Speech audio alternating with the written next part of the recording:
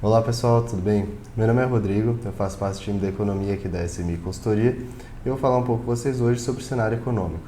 Na semana passada, alguns indicadores que foram divulgados vieram a frustrar essas expectativas que a gente estava tendo da retomada da economia.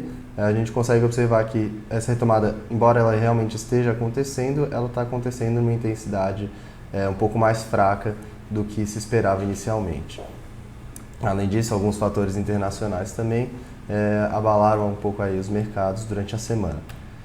No cenário internacional, a gente teve então alguns dados da zona do euro que continuaram a denunciar o fraco desempenho da atividade econômica na região.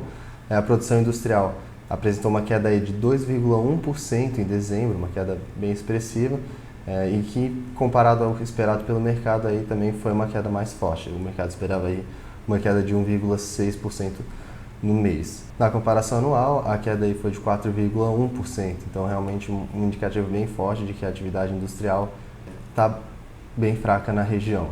O Produto Interno Bruto, que também saiu na semana passada, também apontou para essa fraca atividade econômica.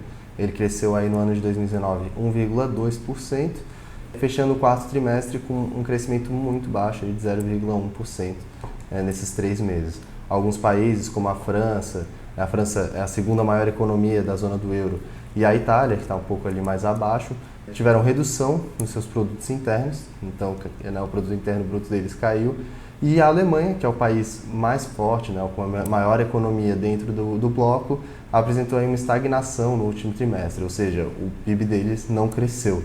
Então, realmente, a situação lá na zona do euro continua com esse fraco desempenho da economia local.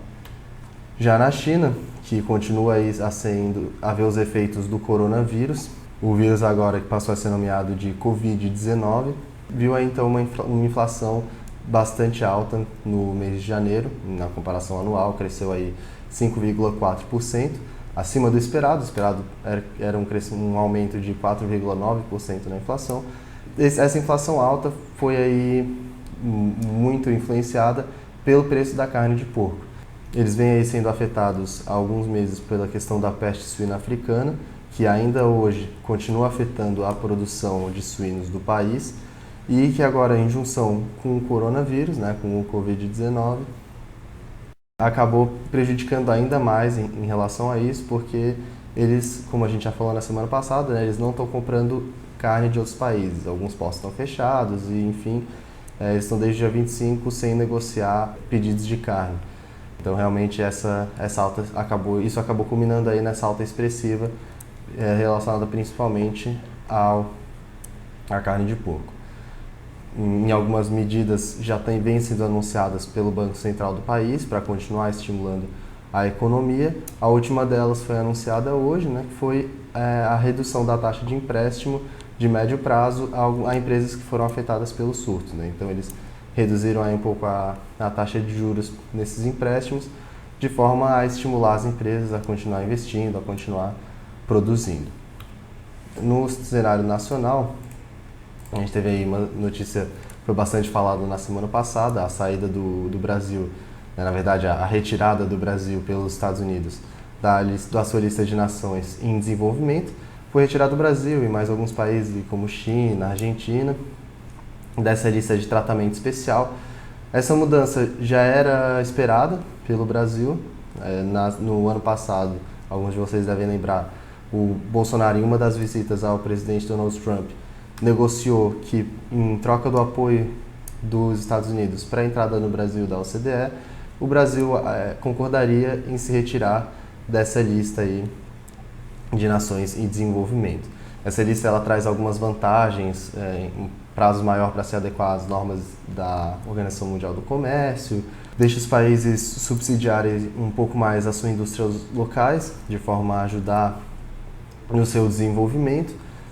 Mas muitas dessas medidas, de acordo com alguns especialistas, aí o Brasil já não vinha fazendo proveito, então elas provavelmente não vão afetar significativamente a nossa atividade, pelo menos nesse primeiro momento. Em relação ao ato em si, como eu falei, já era algo esperado, A questão era só se partiria da iniciativa dos Estados Unidos ou do Brasil. Acabou que aconteceu primeiro essa iniciativa dos Estados Unidos, então tudo continua normal aí. Em relação às reformas, a gente ainda não teve aí muitas novidades, elas ainda não foram apresentadas pelo Executivo, mas na semana passada o que a gente teve foi o anúncio aí do presidente do Senado, o Davi Alcolumbre, da criação de uma comissão especial com o fim de unificar as propostas separadas que tramitam na Câmara e no Senado sobre a reforma tributária. Já havia sido anunciado algo parecido há um tempo atrás, mas não teve continuidade. Agora esse anúncio que foi feito nesse grupo novo aí que o presidente do Senado pretende criar, vai contar com 25 senadores e 25 deputados. Nas propostas de criação anteriores era 15 senadores e 15 deputados, então a gente vai ter aí alguns funcionários a mais. Só que dessa vez parece que já está caminhando mais certo, assim, já tiveram alguns partidos que indicaram seus deputados para participar dessa comissão e a primeira reunião dela já está marcada aí para essa semana.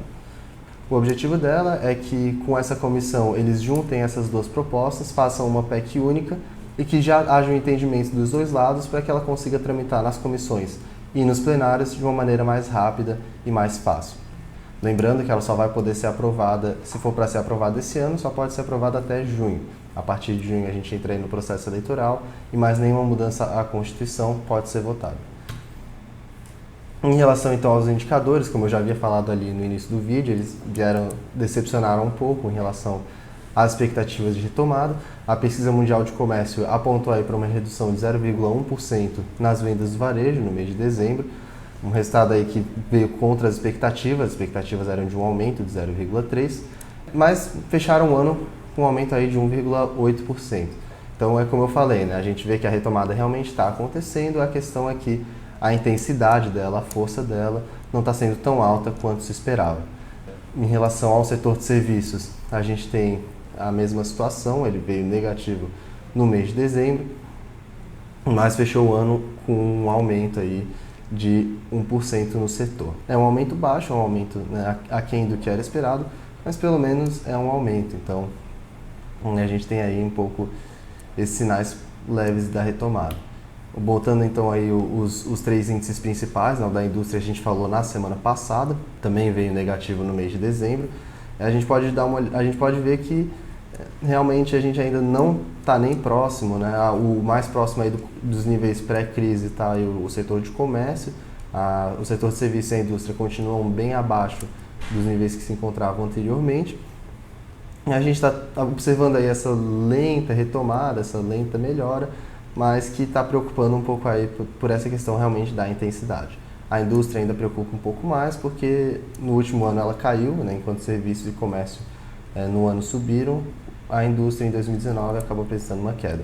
Tudo isso acaba sendo demonstrado também pelo Índice de Atividade Econômica do Banco Central, o IBCBE.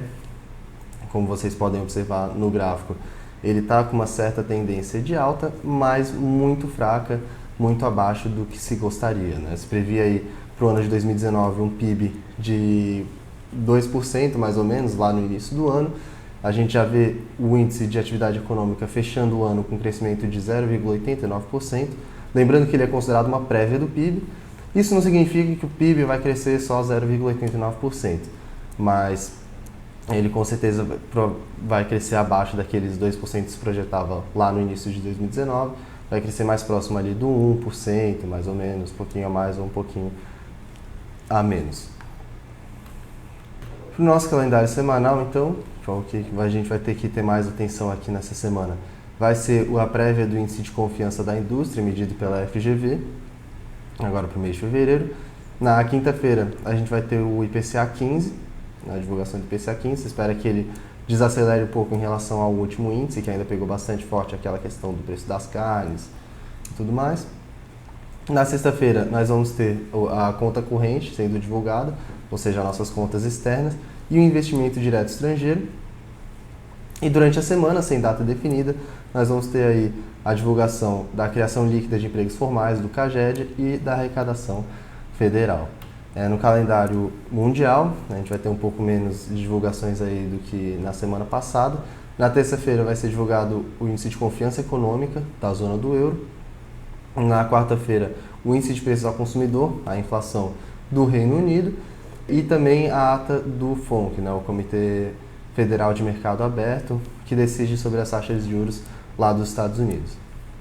Na sexta-feira, a gente vai ter o índice de preços ao consumidor e o índice de compras, né, o PMI, que mede aí a atividade econômica em geral, da zona do euro também para janeiro. Então é isso, pessoal. A gente teve realmente esses resultados aí um pouco mais negativos em relação a indicadores na semana passada, mas como o nosso mercado ainda está voltado para as notícias relacionadas ao coronavírus, e a semana passada a gente teve algumas perspectivas um pouco melhores, a bolsa acabou subindo durante a semana, acumulando aí uma alta de 0,55% no mês. Já o IMAB, índice de renda fixa, acabou subindo aí 1,93% no acumulado de fevereiro. Caso vocês tenham alguma dúvida ou alguma sugestão, por favor, entre em contato com a nossa equipe, estamos sempre aqui à disposição. Eu desejo uma ótima semana a todos e até a próxima.